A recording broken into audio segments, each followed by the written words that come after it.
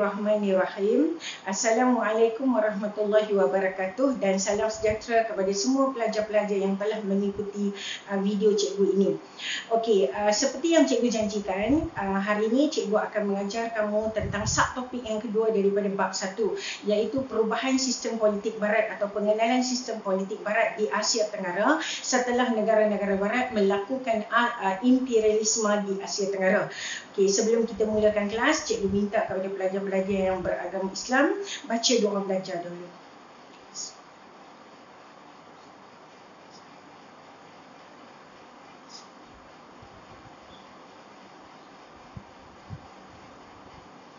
Okey. Untuk pengetahuan kamu, dalam video yang pertama yang cikgu dah hantar pada kamu, cikgu bagi tahu bahawa imperialisme barat secara moden itu mula berlaku secara besar-besaran pada abad ke-18. Okey, negara-negara imperialis yang berkehendakkan bahan mentah bagi menjayakan revolusi perindustrian bersaing dan berlumba sesama sendiri untuk sampai ke negara Asia Tenggara dalam melakukan imperialisme. Ketika mereka melakukan imperialisme ini, mereka memperkenalkan sistem pentadbiran barat yang dianggap lebih sistematik, lebih moden berbanding dengan sistem pentadbiran tradisional yang diamalkan oleh kebanyakan negara Asia Tenggara. Mereka harus memastikan bahawa sistem pentadbiran tradisional yang diketuai oleh raja-raja dan pembesar itu harus ditolak dan digantikan dengan sistem pentadbiran barat yang meletakkan mereka sebagai tuan-tuan, bos-bos atau pentadbir-pentadbir utama di Asia Tenggara. Sebab utama pengenalan sistem politik barat ini tidak lebih adalah bertujuan untuk menguasai ekonomi. So ni skop soalan objektif. Dia akan tanya soalan tentang mengapakah barat memperkenalkan sistem birokrasi barat di Asia Tenggara. Bertujuan untuk menguasai kekayaan bahan mentah atau bertujuan untuk menguasai ekonomi Asia Tenggara. Okey, apabila barat memperkenalkan sistem politik mereka, terdapat ciri-ciri umum, okey, iaitu ada 5 ciri umum ni yang cikgu dah tulis untuk menjimatkan masa. Ciri yang pertama adalah penubuhan kerajaan pusat. Okey, apabila imperialis barat ini datang menjajah Asia Tenggara, mereka tidak suka wilayah yang kecil-kecil. Mereka tak suka unit politik yang kecil-kecil. Biasanya wilayah yang kecil itu akan digabung, akan disatukan bagi membentuk tanah jajahan yang lebih luas, membentuk satu unit politik yang lebih luas, memudahkan mereka menguasai bahan mentah.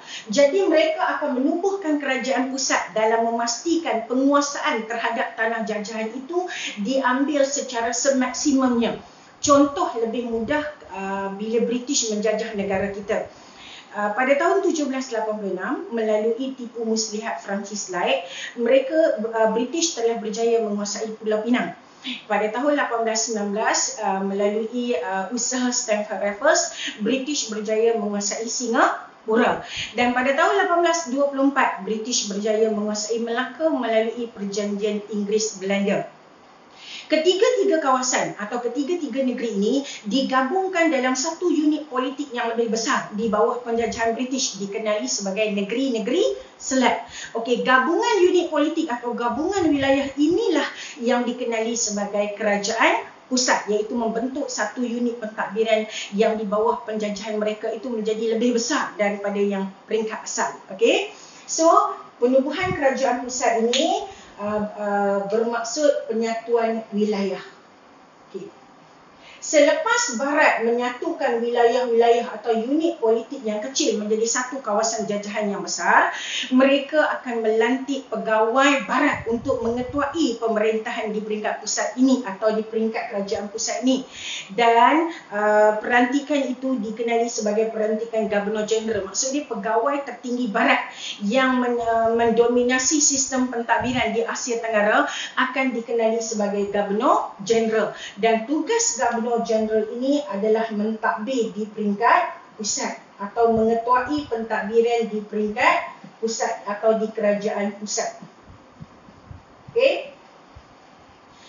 Ciri birokrasi umum yang ketiga, sistem birokrasi barat yang ketiga ialah di peringkat wilayah atau di peringkat tempatan atau di peringkat unit politik yang lebih kecil, barat akan menubuhkan biro atau jabatan bagi memudahkan kerajaan pusat, bagi memudahkan Gubernur Jeneral berhubung atau berurusan dengan kerajaan-kerajaan kecil atau wilayah kecil atau unit politik yang kecil.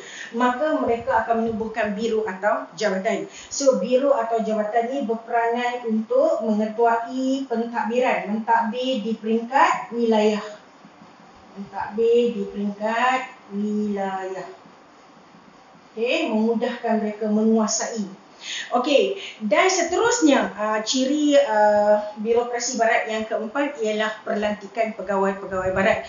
Okey, apabila imperialis barat ini menguasai tanah-tanah jajahan di Asia Tenggara, mereka akan melantik pegawai-pegawai dari kalangan mereka sendiri.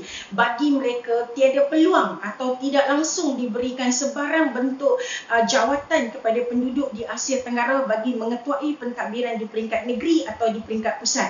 Bagi barat, bangsa mereka adalah bangsa yang bertamadun. So mereka rasakan bahawa mereka adalah orang-orang yang sangat layak untuk mengetuai sistem pentadbiran di negara-negara Asia Tenggara. That's why apabila mereka memperkenalkan jabatan atau menubuhkan jabatan, maka mereka lantik pegawai-pegawai barat bagi mengetuai jabatan. Tidak langsung diberikan peluang kepada penduduk Asia Tenggara untuk memegang sebarang jawatan tertinggi dalam pentadbiran negeri atau pentadbiran pusat. Okey. So, pelantikan pegawai barat ni bertujuan untuk mengetuai jabatan. Okey.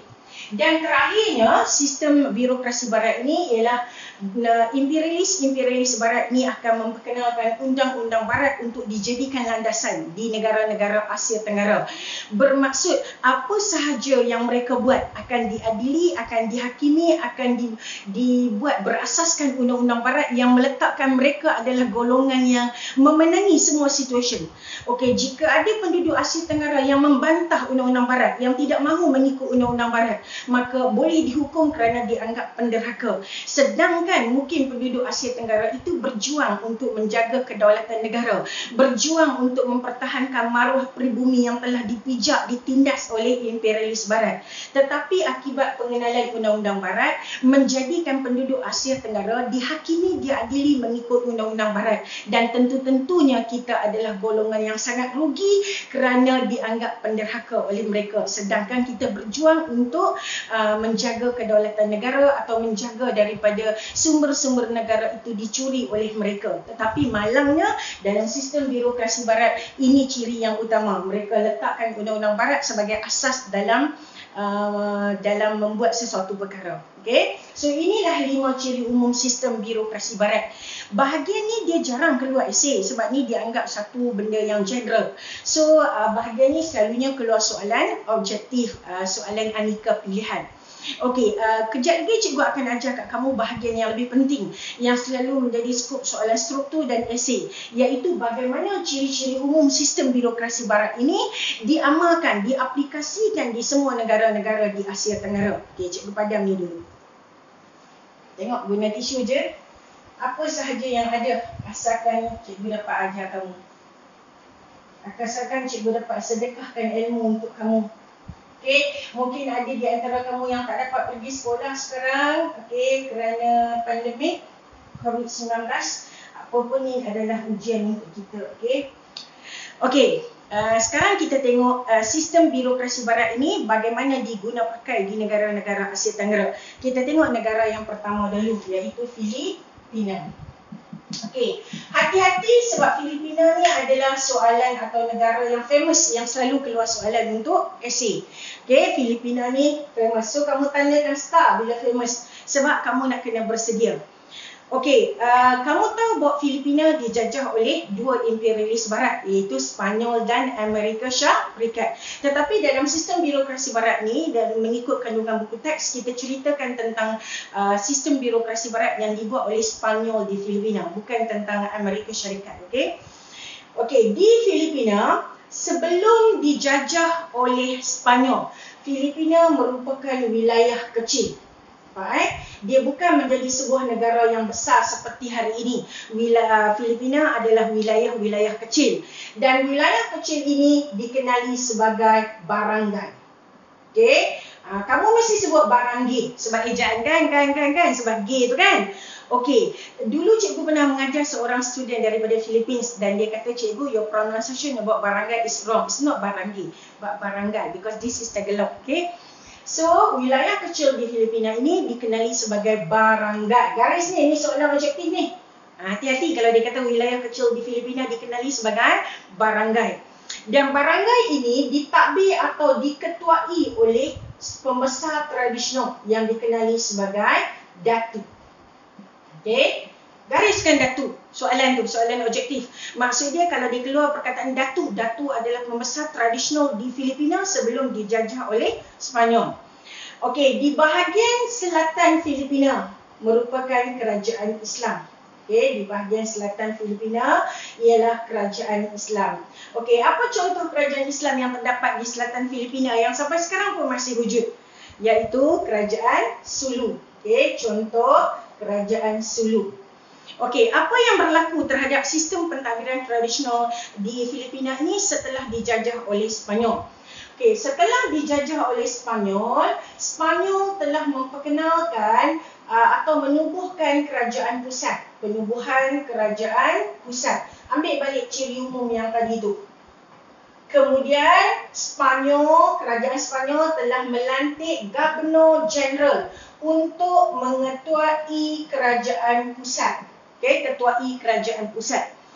Kemudian Sepanyol juga telah memperkenalkan sistem encomienda.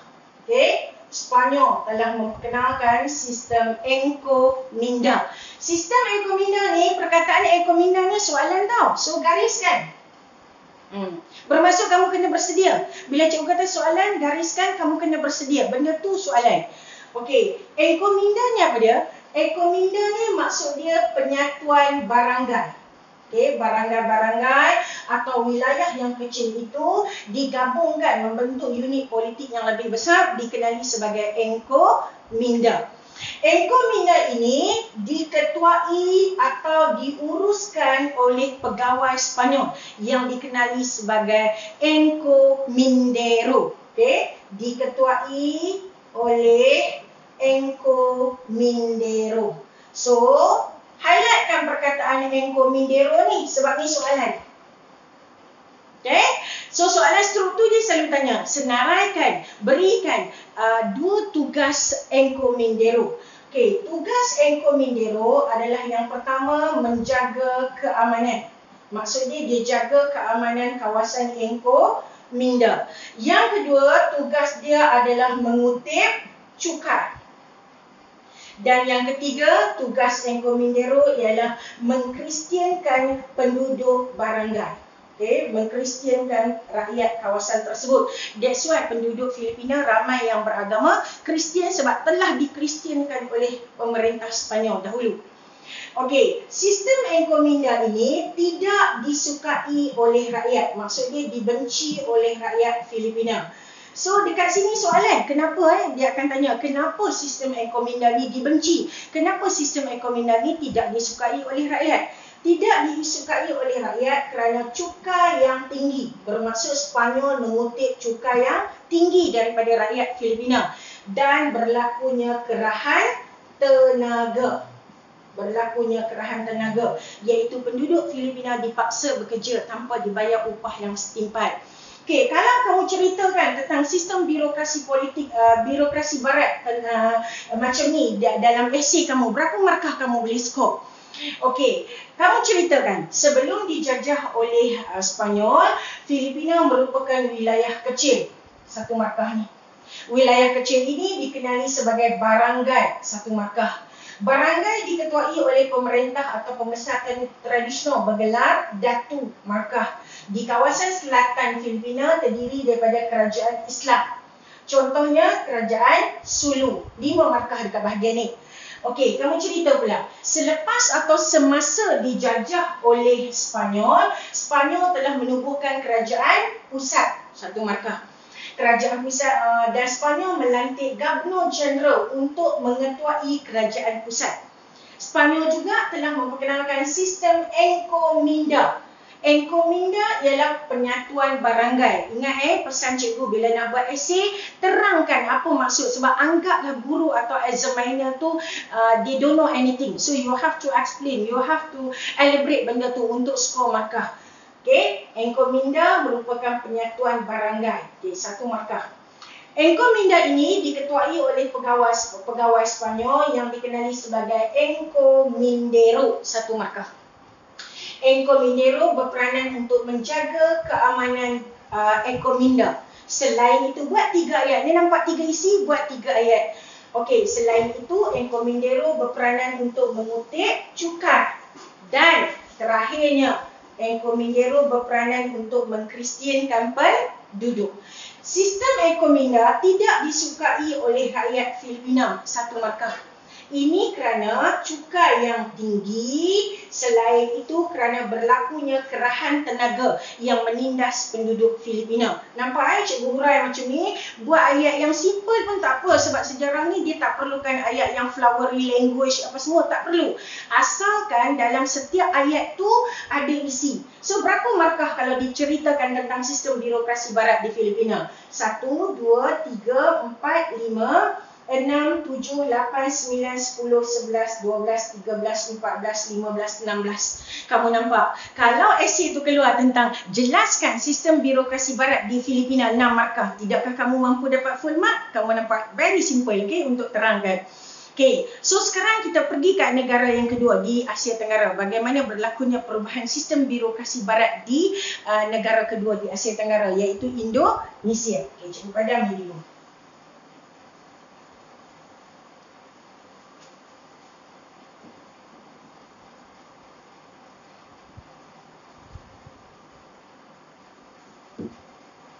Kita tengok di Indonesia, okey. Indonesia dijajah oleh Belanda. Kamu nampak Indonesia menerima kedatangan penjajah Belanda. Okey, sebelum dijajah oleh Belanda, Indonesia merupakan kerajaan kecil. Samalah ini kebanyakan bentuk-bentuk kerajaan yang biasa ada di Asia Tenggara. Merupakan kerajaan-kerajaan kecil sebelum digabung, dicantumkan oleh penjajah-penjajah daripada barat ini. Okey, Indonesia merupakan kerajaan-kerajaan kecil. Contohnya adalah kerajaan Mataram, okey, dan kerajaan Bantam. Ni contoh kerajaan kecil yang wujud di Indonesia. Contoh ni markah, buat ayat lain. Okey, Indonesia sebelum dijajah oleh Belanda merupakan kerajaan-kerajaan kecil. 1 markah. Contohnya kerajaan Mataram dan kerajaan Bantam, 2 markah. Contoh ni hati-hati, dia boleh keluar soalan objektif. Okey. Kemudian kerajaan ini diperintah atau diketuai atau ditadbir oleh raja. Diketuai oleh raja dan dibantu oleh pembesar. Pembesar-pembesar yang mentadbir di peringkat tempatan atau mentadbir di peringkat wilayah di Indonesia itu dikenali sebagai bupati. Okey, gariskan perkataan bupati ni. Bermaksud kamu tahu benda yang cikgu suruh garis adalah skop soalan objektif. So, bupati adalah pemerintah tradisional di Indonesia sebelum dijajah oleh Belanda.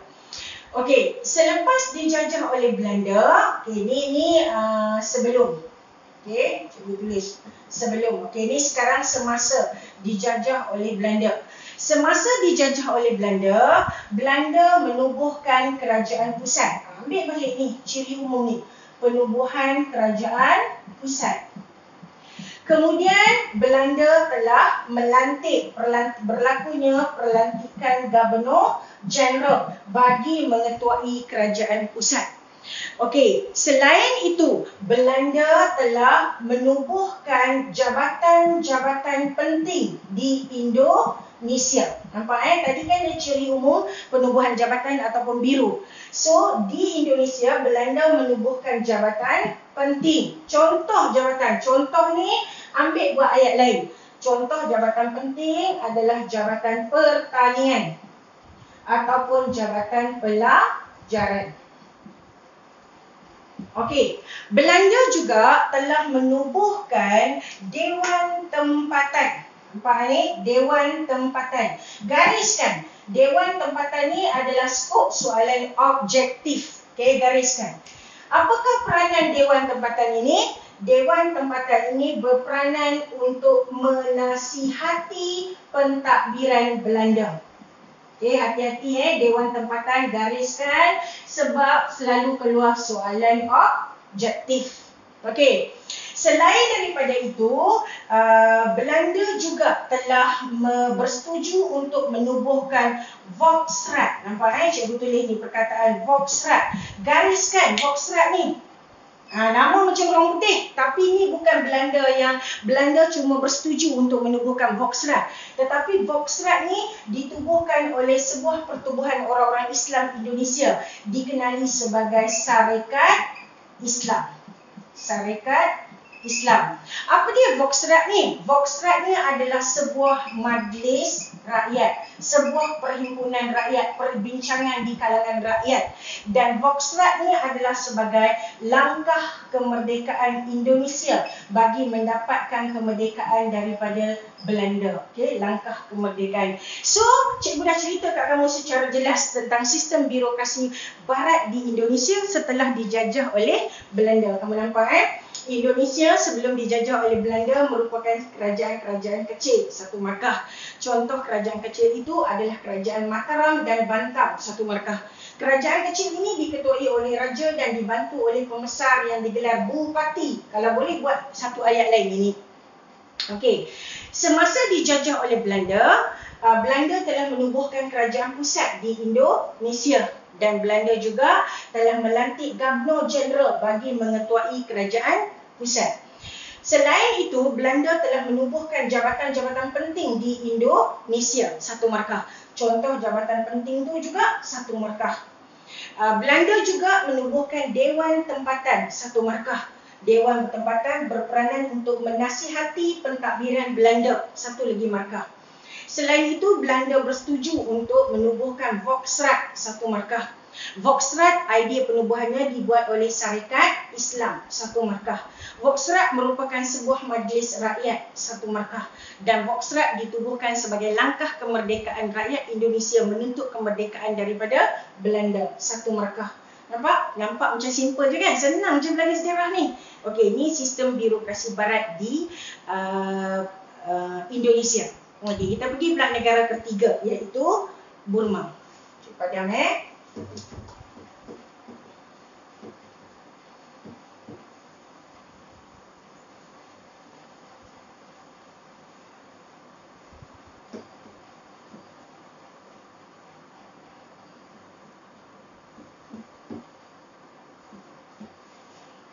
Kita tengok di Burma pula. Okey, Burma, kamu jangan terkejut pula. Burma ni negara mana cikgu? Burma sekarang dikenali sebagai Myanmar. Okey, Burma dikenali sebagai Myanmar.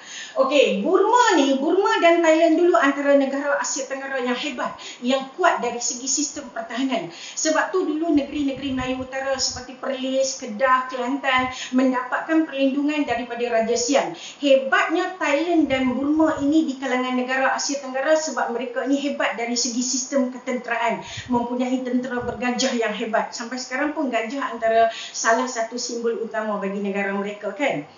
Okey, Burma ni dulu, oleh kerana dia sebuah negara yang kuat, maka tidak disangka bahawa Burma juga antara negara Asia Tenggara yang menerima kedatangan imperialis barat, iaitu British. Okey, sebelum dijajah oleh British, Burma ini merupakan kerajaan yang diketuai oleh raja. Okey, diketuai oleh raja-raja dari keturunan dinasti Kombang. Dinasti Kombang, gariskan. Okay. Bermaksud raja-raja yang mentadbir Burma ini adalah dari dinasti Kombang. Gariskan. Kemudian, golongan raja-raja dinasti Kombang ini akan dibantu oleh kerabat diraja. Dibantu oleh royal family, dibantu oleh kerabat diraja. Okay. Kemudian antara contoh kerabat diraja tu, contohnya Wun, Ahmudan, okay. Arti. Ini antara golongan kerabat diraja yang membantu dinasti Kombang dalam sistem pentadbiran tradisional di Burma. Kemudian raja ini juga akan menjadi penaung kepada Sami Buddha. Penaung kepada Sami Buddha. Bermaksud golongan Sami Buddha di Burma menduduki taraf sosial yang tinggi sebab dilindungi dan dijaga oleh kerabat diraja dinasti Kombang ini. Maksud dia dinasti Kombang ini sangat-sangat menghormati golongan Sami. Tahu tak Sami tu dia? Sami tu yang pakai baju oren semua tu kan, mong. Kalau dalam kan kadang-kadang kalau jiran kita orang Cina ada kematian, nanti dia panggil mong atau dia panggil biksu tu datang ke rumah baca mantra yang pakai baju oren, galas beg tu kan. Itulah dia golongan Sami. Golongan Sami di Burma ni dulu sangat-sangat dinaungi, dilindungi oleh golongan raja-raja dinasti Kombang. Jadi mereka golongan Sami ni menduduki strata sosial yang sangat hebat di Burma. Last time lah sebab dilindungi oleh raja. Okey, bagaimana Burma boleh kalah kepada British? Bagaimana Burma dijajah oleh British? Apakah peristiwa yang menyebabkan Burma dijajah oleh British? Okey, sebelum tu kamu gariskan ni. Ni soalan ni. Raja menjadi penaung kepada Sami Buddha. Tadi faham kan apa maksud menjadi penaung tu? Okey, kekalahan Burma dalam perang Inggris-Burma 3. Gariskan ni ayat ni. Perang Inggris-Burma 3 merupakan peristiwa di mana Burma kalah kepada British dan seterusnya dijajah oleh imperialis British. Okey, perang Inggris-Burma 3. Ingat, highlight, gariskan ni soalan. Okey, setelah British menguasai Burma, apakah sistem birokrasi barat yang diperkenalkan oleh British di Burma itu? Okey, yang pertama, British telah memperkenalkan 2 undang-undang barat. Okey, pengenalan ada 2 Akta Hulu Kampung Burma. Akta Hulu Kampung Burma dan Akta Perkampungan Burma. Tahun tak ingat pun tak apa. Tak perlu nak ingat tahun. Okay? Sebab dalam sejarah ni dia tak pernah tanya tahun berapakah akta itu. Tak. Dia tak pernah tanya soalan macam tu. So, bila British menguasai Burma, British telah memperkenalkan undang-undang barat di Burma, iaitu Akta Kampung Hulu Burma dan Akta Perkampungan Burma. Gariskan ni sebab ni selalu keluar struktur dan objektif. Okey, 2 akta ini memberi kesan yang sangat besar terhadap sistem pentadbiran tradisional di Burma. Apa kesan yang berlaku tu? 2 akta ini menyebabkan sistem pentadbiran tradisional yang diketuai oleh raja-raja dinasti Kombang terhapus atau lenyap. Sistem pentadbiran tradisional lenyap. Okay? Sebab 2 akta ini meletakkan British sebagai pentadbir utama atau penjajah utama atau penguasa utama di Burma yang menafikan hak raja-raja dinasti Kombang atau sistem pemerintahan raja-raja dinasti Kombang ini berakhir. Okay? Kesan yang kedua ialah pengaruh Sami Buddha, pengaruh golongan agama merosak. Okay? Sebab apa merosak? Sebab golongan Sami Buddha ini tidak lagi dilindungi oleh dinasti Kombang. Sebab dinasti Kombang, raja-raja dinasti Kombang itu sendiri kehilangan kuasa mereka. Okey? Faham? Okey. Selain daripada itu, British telah melantik pegawai-pegawai barat yang dikenali sebagai MYOK. Pelantikan MYOK. Okey? MYOOK. MYOK. MYOK ini merupakan pegawai-pegawai barat yang mentadbir di peringkat wilayah. Okey, di peringkat tempatan atau di peringkat wilayah. Sebab di peringkat pusat, Governor General. Okey, selain itu, British juga telah menubuhkan jabatan-jabatan penting di Burma dalam menguasai hal-hal tertentu di Burma. Okey, contohnya Jabatan Pertanian. Okey, Jabatan Pelajaran. Ini antara jabatan yang diperkenalkan oleh British di Burma. So, pengenalan sistem birokrasi barat ini paling hebat menyebabkan dinasti Kombang, raja-raja Burma ini tersingkir dari sistem pemerintahan tradisional yang selama ini kebanyakan negara-negara Asia Tenggara menganggap bahawa Thailand dan Burma antara kerajaan Asia Tenggara yang paling kukuh dari segi sistem ketenteraan. Tetapi kekalahan mereka dalam Perang Inggris-Burma 3 melenyapkan terus sistem pentadbiran tradisional ini dan digantikan dengan sistem birokrasi barat yang diasaskan oleh British di Burma. Okey, dan Burma. Okey, so sekarang kita tengok pula negara yang seterusnya, iaitu Indo-China. Kita tengok Indo-China pula. Cikgu harap benda yang cikgu suruh kamu highlight, cikgu suruh kamu gariskan, kamu garis, sebab tu adalah skop soalan. Jangan tanya cikgu, cikgu skop soalan tu dekat mana cikgu? Dekat objektif ke, dekat struktur ke, dekat esei? Objektif boleh, struktur boleh, esei boleh. Kalau dalam esei kamu sebut benda tu, bermaksud bonus mark for you lah, sebab you can memorize semua point. Okey, kita tengok pula Indo-China. Okay, Indo-China ni gabungan 3 buah negara, Laos, Vietnam dan Cambodia. Cikgu tulis siap-siap ni, takut kamu tak tahu. Laos, okay, Vietnam dan Cambodia. Kemboja lah. Okay, Indo-China dijajah oleh Perancis. Sebelum dijajah oleh Perancis, ni sebelum dijajah oleh Perancis, Indo-China ditadbir, okay, diketuai oleh raja. Dan dibantu oleh pembesar daripada golongan Mandarin. Golongan pembesar tradisional di Indo-China ini dikenali sebagai golongan Mandarin. Highlight ni. Ni gariskan ni. Golongan Mandarin ataupun kumpulan pembesar-pembesar tradisional di Indo-China ini dikenali sebagai golongan Mandarin. Bagaimana mereka dipilih untuk menjadi pembesar di Indo-China? Mereka ini dipilih daripada sistem peperiksaan awam.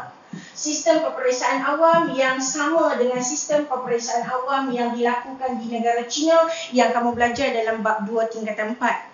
Okey, dan mereka ini perlu lulus dalam bidang sastra dan bahasa.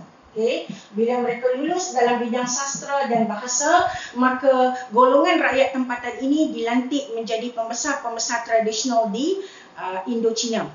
Setelah dijajah, semasa dijajah oleh Perancis, apa perubahan yang berlaku? Yang pertama, Perancis telah menubuhkan kerajaan pusat. Penubuhan kerajaan pusat. Ini biasalah, ni ciri umum. Kerajaan pusat ini pula diketuai atau ditadbir sepenuhnya oleh Gubernur Jeneral. Selain itu, Perancis telah memperkenalkan sistem Union Indo-Chinois.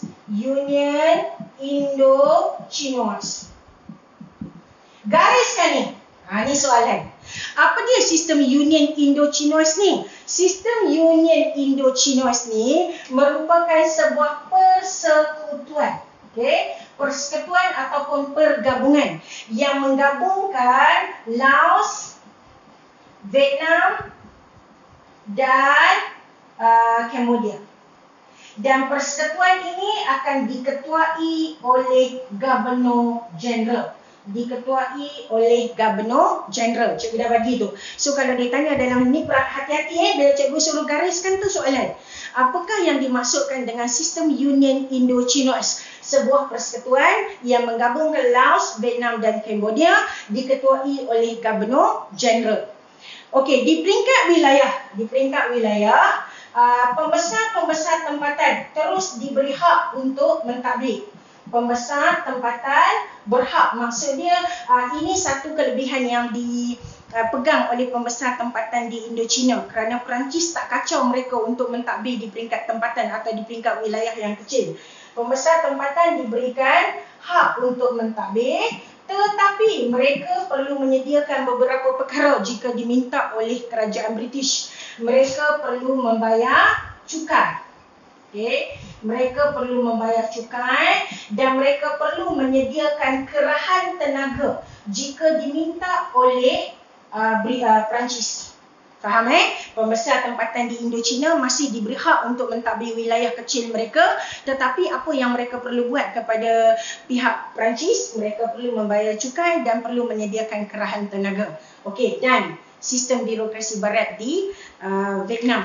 Okay, next kita tengok pula sistem birokrasi barat di negara kita, di tanah Melayu. Padam cikgu padam ni. Kita tengok sistem birokrasi barat di tanah Melayu.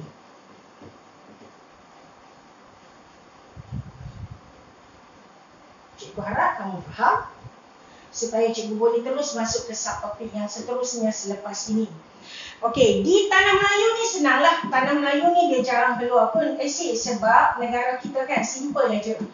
Okey, di Tanah Melayu sebelum dijajah oleh British, Tanah Melayu ditadbir atau diketuai oleh Sultan. Diketuai oleh Sultan. Dan Sultan ini dibantu oleh pembesar 4 lipatan. Dibantu oleh pembesar 4 lipatan. Apa dia pembesar 4 lipatan tu? Okey, bukankah kamu pernah belajar dulu? Pembesar 4 lipatan ni adalah pembesar berempat, pembesar ber-8, pembesar 16, pembesar 32. Tetapi kamu jarang nak dengar tentang pembesar ber-8, ber-16, ber-32 tu. Selalu kamu dengar tentang pembesar berempat. Pembesar berempat ialah diketuai oleh bendahara, kemudian penghulu bendahari, temenggung dan laksamana. So, 4 golongan pembesar ini akan membantu Sultan dalam sistem pentadbiran di negeri-negeri Melayu dahulu sebelum dijajah oleh British. Okey, setelah dijajah oleh British, ini sebelum. Okey, ini sebelum. Okey, semasa dijajah oleh British, apa perubahan yang berlaku terhadap negara kita ni? Okey, semasa dijajah oleh British, British telah memecahkan negeri-negeri di Tanah Melayu kepada 3 unit pentadbiran. Memecahkan negeri-negeri Melayu kepada 3 unit pentadbiran. Okey, apa dia 3 unit pentadbiran tu? Okey, contohnya negeri-negeri Selat. Negeri-negeri Selat nampak 3 huruf kan? So ada 3 negeri. Negeri-negeri Selat adalah Pulau Pinang, okey, Melaka dan Singapura. Okey, kemudian British juga memecahkan kepada negeri-negeri Melayu bersekutu. 4 huruf, negeri yang kaya dengan biji timah yang menjadi sasaran British selepas mereka menguasai negeri-negeri Selat, iaitu Selangor, okey, Pahang, Negeri Sembilan dan Perak. Dan seterusnya British memecahkan negeri Melayu kepada negeri-negeri Melayu tidak bersekutu. Negeri yang dianggap sedikit miskin, tidak memberi keuntungan yang banyak kepada British, tetapi British terpaksa ambil demi mengekang supaya tidak ada kuasa barat yang lain bertapak di negeri-negeri Melayu tersebut, iaitu Perlis, Kedah, Kelantan, Terengganu dan Johor. Okey, Johor bukan negeri yang miskin. Okey, Johor ini menjadi negeri-negeri Melayu tidak bersekutu bukan bermaksud negeri Johor tu miskin, bukan. Negeri Johor ini lambat dijajah oleh British kerana kebijaksanaan Raja Johor ataupun Maharaja Johor yang dikenali sebagai Maharaja Abu Bakar. Maharaja Abu Bakar telah menggubal undang-undang tubuh kerajaan Johor yang menyebabkan British lambat untuk menjajah Johor kerana ada satu undang-undang secara black and white, secara hitam putih yang mengekang penguasaan British di Johor. Okey, ketiga itu. So dimasukkan Johor itu dalam negeri-negeri Melayu tidak bersekutu. It doesn't mean Johor tu kurang kekayaan bahan mentah. Okey. Okey. So selain daripada British memecahkan 3 unit pentadbiran di negeri-negeri di Tanah Melayu ni juga, British juga menubuhkan jabatan-jabatan penting di negara kita. Penubuhan jabatan penting. Apa contoh jabatan penting yang ditubuhkan oleh British di negara kita ni? Banyak, okey. Contoh mahkamah, contoh jabatan polis, contoh jabatan cukai. Ambil je salah satu contoh bila kamu nak buat esei. Okey, cikgu terlupa. Tadi, apabila British memecahkan kepada 3 unit pentadbiran ni, British telah melantik residen, okey, untuk mentadbir negeri-negeri Melayu bersekutu. British telah melantik penasihat untuk mengetuai negeri-negeri Melayu tidak bersekutu. Dan British telah melantik resident councillor, okey, resident councillor dan governor general untuk mengetuai negeri-negeri Selat. Okay, ini sistem birokrasi barat yang diperkenalkan oleh British di negara kita. Tapi untuk bahagian negara kita ni jarang keluar soalan esei. Antara negara-negara Asia Tenggara, sistem birokrasi barat yang selalu keluar soalan esei tu Filipina, Burma dan Indonesia. Hati-hati. Okay, last kali kita tengok Thailand. Adakah berlakunya birokrasi barat di Thailand? Dan soalan ni sangat famous. Bahagian Thailand ni sangat famous. Okay, jumpa dah.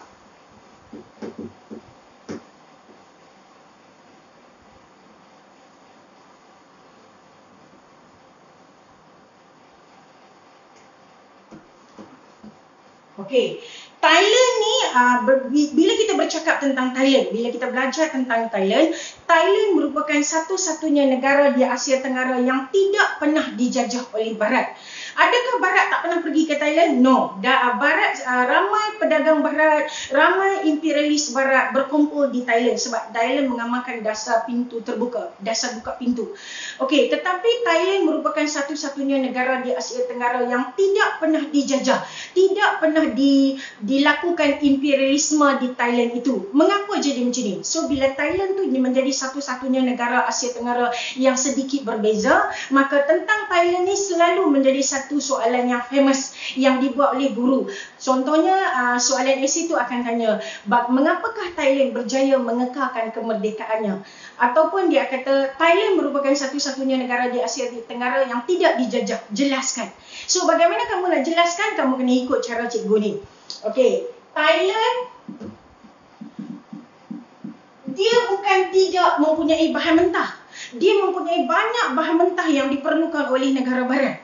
Tetapi specialnya Thailand ni, dia tidak dijajah, tidak menerima kedatangan imperialis, tidak berlakunya imperialisme di Thailand. Hebatnya Thailand. Adakah Raja Thailand itu mempunyai sistem ketenteraan yang hebat? Tak juga. Adakah Thailand itu tidak mempunyai bahan mentah? Tak, sebab banyak bahan mentah di Thailand. Okey, apa sebab yang menyebabkan Thailand tidak dijajah? Okey, dia ada beberapa sebab. Pertama, kerana kebijaksanaan rajanya. Okey, siapa Raja Thailand? Raja Thailand ni dikenali dengan nama Raja Mongkut dan anak dia Raja Chulalongkorn. Raja Mongkut dan anak dia Raja Chulalongkorn. Okey, kadang-kadang student tanya, cikgu, kalau saya salah ejaan lah. Contoh, Raja Mongkut saya tak letak G. Jadi Mongkut je. Kalau sebutan dia masih sama, masih boleh diterima. Raja Chulalongkorn, kamu tersilap letak L tak ada. Raja Chulalongkorn, masih diterima. Janganlah sampai ejaan itu betul-betul mengubah maksud. Contoh, nama cikgu Rosakila Ismail, kamu letak Selena Gomez. Jauh kot, 70 km beza. So totally wrong. Faham tak? So dalam sejarah ni dia ada perkara-perkara yang boleh dimaafkan jika sebutan dia masih sama. Asalkan pemeriksa kertas tu understand that mungkin kamu terlupa spelling atau silap spelling, never mind. Okay. Raja Mongkut dan Raja Chulalongkorn ni digambarkan antara raja-raja Thailand yang hebat. Okey, Raja Mongkut ni, kamu nak tengok bagaimana tentang Raja Mongkut dan Raja Chulalongkorn ni, kamu tengok filem Anna and the King. Dia pernah ada buat syuting dekat KL. Chow Yun Fat berlakon sebagai Raja Mongkut. Dan Raja Mongkut ni digambarkan mempunyai seorang putera raja yang sangat dia sayang, yang sangat bijak, bernama Chulalongkorn. Apa yang dibuat oleh mereka sehingga menjadikan Thailand bebas dari imperialisme? Okey, ada perkara-perkara yang mereka buat. Yang pertama, Raja Mongkut, okey, kita tengok Raja Mongkut. Raja Mongkut dia telah melantik 80 penasihat barat.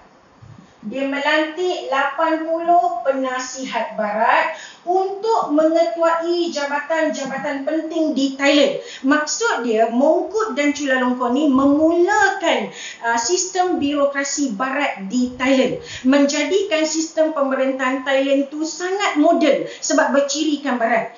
Dan Nampak antaranya ialah Raja Mongkut telah melantik 80 orang penasihat barat.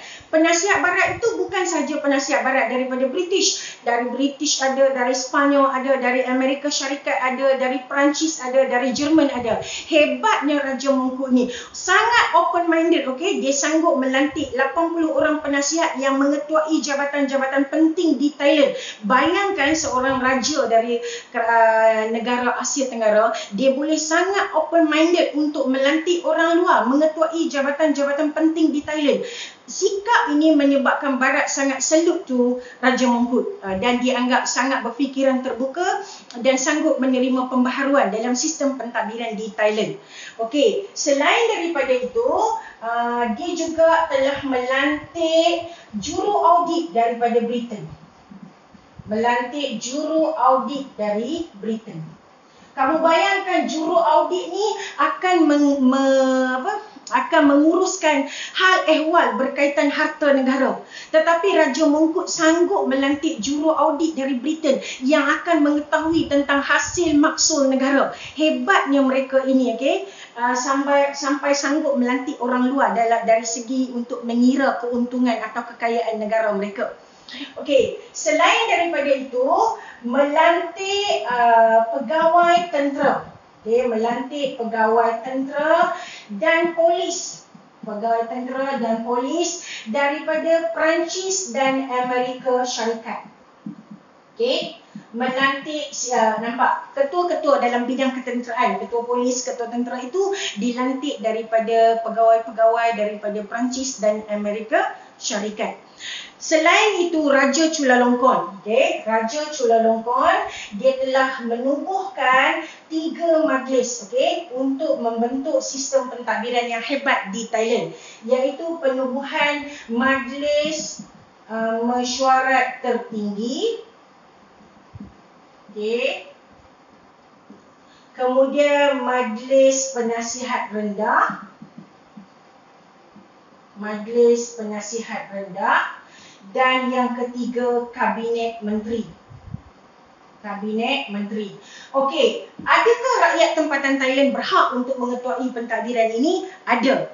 Kabinet Menteri diketuai oleh rakyat Thailand yang mempunyai pendidikan dalam sistem pendidikan barat. Nampak Raja Thailand ni hebat tak hebat? Sebab Raja Chulalongkorn sendiri mendapat sistem pendidikan sepenuhnya daripada guru-guru daripada barat.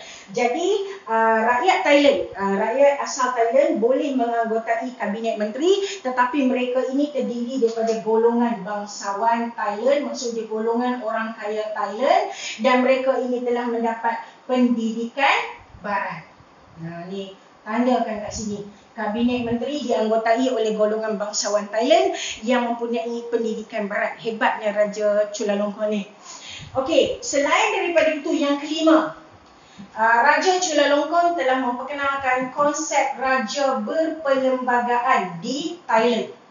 Maksud dia, Thailand satu-satunya negara di Asia Tenggara yang ketiga itu sanggup mengamalkan konsep raja berperlembagaan dalam sistem pentadbiran Thailand. Sedangkan di negara Asia Tenggara yang lain, raja-raja ketiga itu, sultan-sultan ketiga itu mentadbir negara mereka berbentuk sistem pemerintahan konsep raja mutlak, iaitu raja boleh berkuasa dalam semua hal. Tetapi di Thailand, Raja Chulalongkorn ini sanggup memperkenalkan konsep raja berperlembagaan, di mana raja tidak mempunyai kuasa mutlak dalam semua hal, tetapi perlu dibuat perbincangan dengan pentadbir-pentadbir yang telah dilantik. Seperti kita sekarang, kita antara negara sekarang dalam keadaan selepas kita merdeka, kita antara negara di dunia yang mengamalkan konsep raja berperlembagaan, di mana Agung adalah ketua negara, tetapi Agung bukanlah berkuasa mutlak dalam semua hal. Agung akan mentadbir berdasarkan undang-undang, berdasarkan perkara-perkara yang telah dimaktubkan kepada baginda di dalam perlembagaan Malaysia. Itu maksud dia perbezaan antara raja berkuasa mutlak dan raja berperlembagaan. Kamu bayangkan pada ketiga itu hebat atau tak hebat Raja Thailand ni kerana sanggup memperkenalkan raja berperlembagaan yang menolak ego dia sebagai raja berkuasa mutlak dalam memastikan sistem pentadbiran barat dilaksanakan sepenuhnya di Thailand, dan ini antara 5 perkara yang menjadikan Thailand bebas daripada imperialisme barat. Thailand berjaya mengekalkan kemerdekaan negara kerana pengenalan sistem birokrasi barat di Thailand yang meletakkan pegawai-pegawai barat sebagai penasihat-penasihat utama, dan antara pegawai-pegawai barat dan negara-negara barat ini, mereka tidak ada kesempatan atau tidak ada alasan yang kukuh untuk menjajah Thailand, dan kekallah Thailand sebagai satu-satunya negara di Asia Tenggara yang bebas daripada imperialisme barat. Okey, habis dulu kelas untuk hari ini. Terima kasih kelas. Cikgu harap kamu terus view, terus subscribe. Selagi kamu ada subscriber, selagi kamu view, selagi kamu bagi tanda suka, cikgu akan terus buat video-video yang seterusnya. Okey, bye-bye kelas. Terima kasih. Assalamualaikum dan selamat sejahtera.